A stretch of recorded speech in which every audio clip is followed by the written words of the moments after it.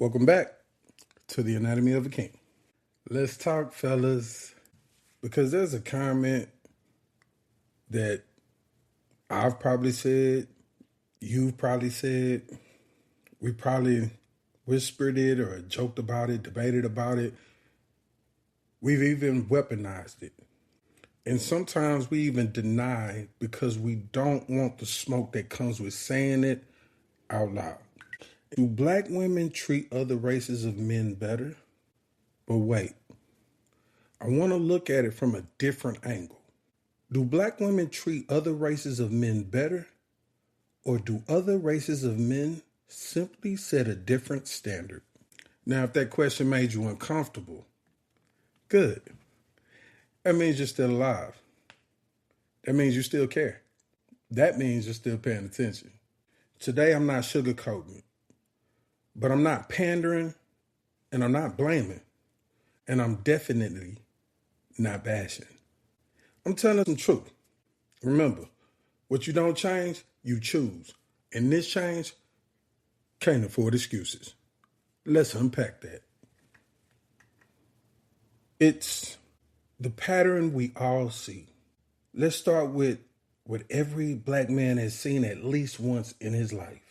A black woman who is loud, combative, dismissive, or disrespectful with a black man, but soft, patient, agreeable, and feminine with a white, Latino, or Asian man.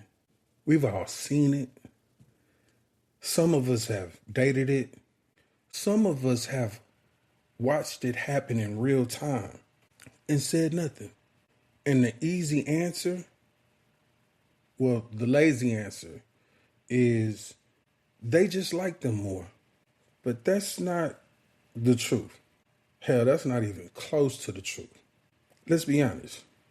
The truth is, people behave differently when the standard is set different.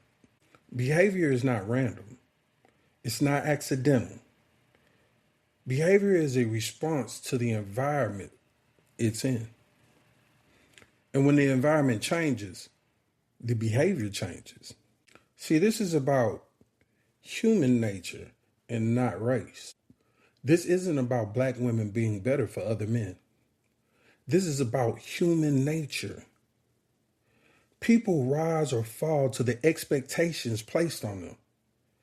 If a man sets boundaries, if a man enforces consequences, if a man moves with consistency, if a man doesn't reward disrespect, most women, regardless of race, adjust.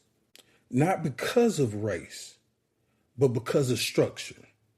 Other cultures have structure.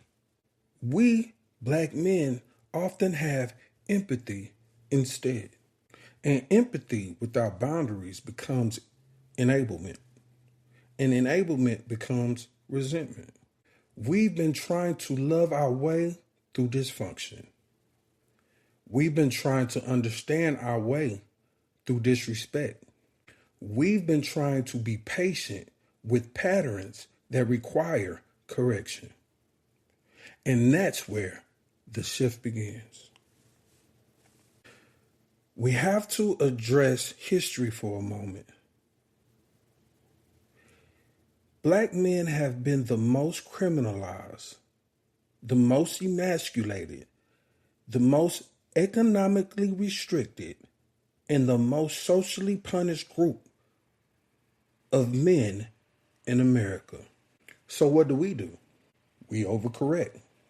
We give black women more grace and more patience and more emotional space and more tolerance for disrespect and more understanding of trauma because we know what they've endured.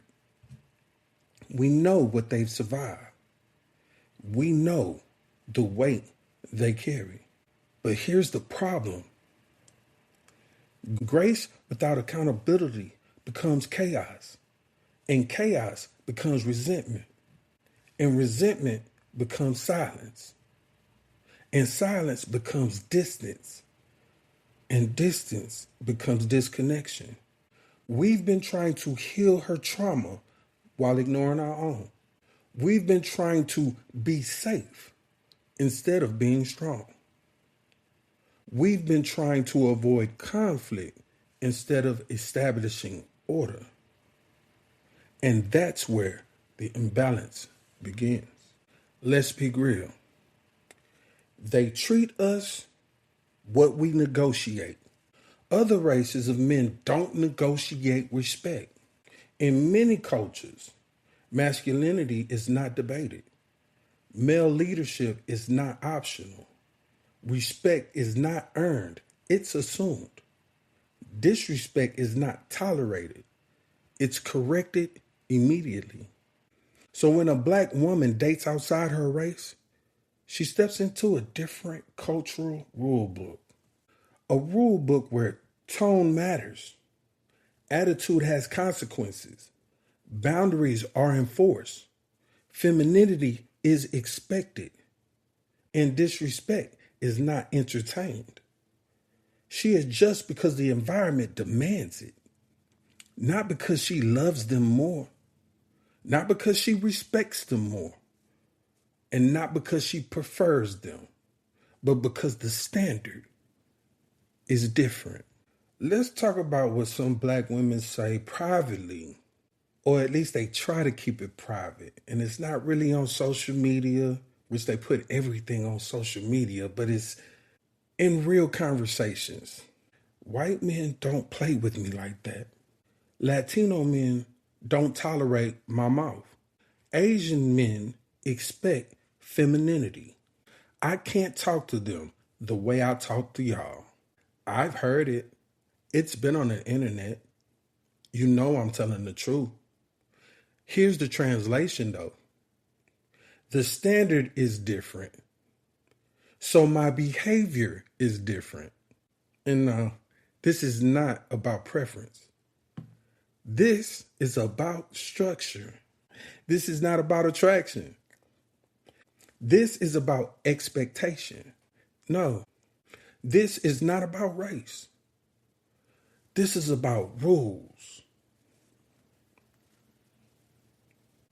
Fellas, I'm going to be honest with you. The real issue is black men have been too understanding. We have been too patient, too forgiving, too accommodating, too afraid of being labeled controlling, too scared of being compared to the abusive men, and too willing to work with her. We've been trying to be the opposite of the men who hurt her. And in doing so, we've allowed behaviors that hurt us.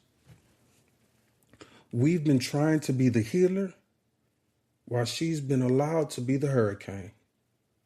And when we finally say something about it, it's, you hate black women, you want a white girl, you're weak, you're insecure. No, you're simply asking for the same respect other men get automatically. I want to break it down a little bit more. Let's go a little deeper. Familiarity breeds contempt.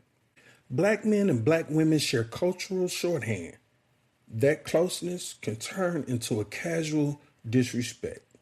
And trauma bonding creates emotional volatility. See, shared pain can create explosive communication patterns.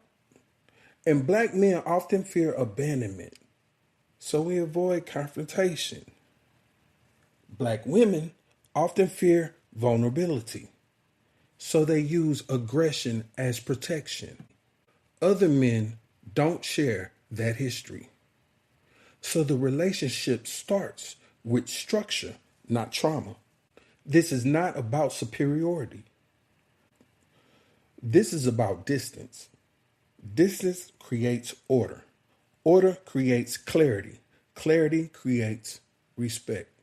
Fellas, other communities have intact cultural norms, clear gender expectations, collective enforcement, community consequences, intergenerational modeling, Black America, we have individualism, survival mode, broken family structures, inconsistent modeling, and no unified standard. So the question isn't, why do Black women treat other men better? The real question is, why don't Black men enforce a standard that requires them to treat us better? Now I want to talk about solutions. Let's talk strategy. How can Black men, how can we raise the standard without hostility? Because hostility is not masculine. Clarity is. Order is. Consistency is. Here's a blueprint. Fellas, 1, stop negotiating respect. If she raises her voice, you lower your presence. Not in weakness, in clarity. 2, set boundaries early. Not after the third argument, not after the disrespect. From day 1. 3, enforce consequences calmly. Not emotionally, not angrily, just consistently. 4, reward feminine energy, not attitude, not aggression, and not chaos. 5, lead with structure, not softness. Softness is earned. Structure is required. 6, don't argue. Redirect. Arguments are battles. Standards are systems. 7, walk away when necessary. Not as a punishment, as protection of your peace. 8, build brotherhood. Men enforce standards better in community than in isolation. 9, heal your own wounds. A wounded man can't enforce anything. And 10, model the standard you expect. Consistency is masculine gravity. It pulls everything into alignment. Black women don't magically treat other men better. Other men simply require what we often request. And today, we stop requesting. We start requiring. Not with hostility, not with anger, not with ego, but with order, with clarity, with calm strength. Because what you don't change, you choose. And this change can't afford excuses. We just unpack that. See you next episode.